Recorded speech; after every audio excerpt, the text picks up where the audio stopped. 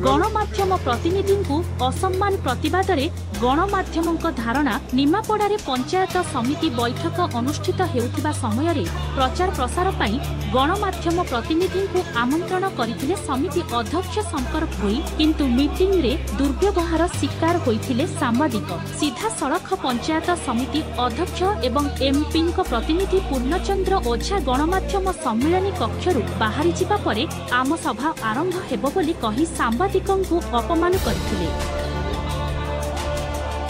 एथि प्रश्न, जदि गणमाध्यम बाहर को गला परे आलोचना हेबो तेबे सेमानंकु डाकुथिले काहेकि? बैठक रे एमिति कोन गुप्त आलोचना हेउथिला जहा गणमाध्यम लोकलोचनकु आनिले केलेंकारी सृष्टि होइथांता? सेथिपई बोध हुए गणमाध्यम को उपेक्षा करा जाइथिला। एहार प्रतिवाद रे आज सकाळु कार्यरत सांबादिक माने दीर्घ 2 घंटा ब्लॉक सामने धारणा बसिबा परे समिति अध्यक्ष एवं बीजेपी एमपी प्रतिनिधि धारणा स्थल रे पहुंची क्षमा प्रार्थना कला परे धारणा प्रत्याहृत हेइथिला।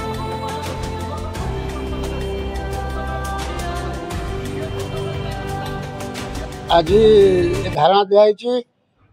निमापड़ा प्रेस क्लब समस्त कर्मकर्ता सदस्य निमापड़ा अंचल समस्त कर्तव्यरत सांबादिक मानू निमापड़ार पंचायत समिति अध्यक्ष शंकर भोई एवं सांसद प्रतिनिधि पूर्णचंद्र ओझा पंचायत समिति साधारण बैठक में सांबादिक मानू कटु मंतव्य प्रदान करछंती एवं सांबादिक मानू असम्मानित करछंती, जहाँ यह गणतंत्र अत्यंत निंदार विषय एवं हीनर विषय। गणतंत्र चतुर्थ स्तंभ गणमाध्यम प्रतिनिधि मान जो असम्मान ताहारी प्रतिवाद रे निमापड़ा प्रेस क्लब तरफ निमापड़ा कार्यरत समस्त गणमाध्यम प्रतिनिधि माने आज धारणा रे बसिचंती एवं आम प्रेस क्लब रो मुख्य दाबी होउची आम धारणा रे बसिथिबा आंदोलन चलाइथिबा समस्त सांबादिक बंधु मानकर मुख्य दाबी होउची अध्यक्ष एवं सांसद प्रतिनिधि वर्तमान आंदोलन स्थल रे तांकर निजर भूल पाई निस्वार्थ भाव क्षमा मागिबा दाबी रे आमर आंदोलन अनुष्ठित होइछि। एतादृश कार्य और सांसद प्रतिनिधि एतादृश कार्य निमापड़ार शह शह संगठन पक्षर विभिन्न राजनैतिक दलर नेतृवृंद विभिन्न सामाजिक अनुष्ठान सांस्कृतिक अनुष्ठान माने स्वेच्छासेवी अनुष्ठान निमापड़ा बार एसोसिएशन वरिष्ठ नागरिक मंच समेत विभिन्न अनुष्ठान कर्मकर्ता माने सेमानकर कार्यकलाप को तीव्र भाव में निंदा कर दाबी पूरण न प्रेस क्लब तरफ ये आंदोलन चली आंदोलन लगातार भाव चलो आगामी दिन में आंदोलन आहरी दुर्बार गण आंदोलन रूप नब एतर दुई मत ना घटी मुझे तीव्र निंदा करुच्ची जिला पक्षर और राज्य पक्षर